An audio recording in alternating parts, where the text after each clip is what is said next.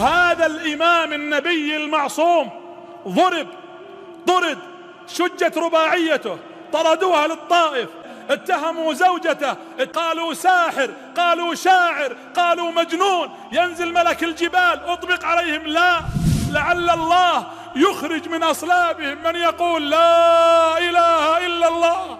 هذه رحمة محمد عليه الصلاة والسلام، عذب لأجلنا.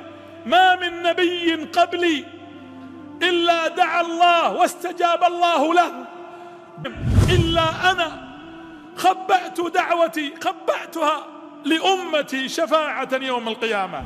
وتأتي أمته بعد 1400 سنة تفرط في سنته وتهجر سيرته وتعادي أحبابه وأولياءه. أسألكم بالله، ألا يستحق هذا النبي الإمام المعصوم أن نتبع سيرته؟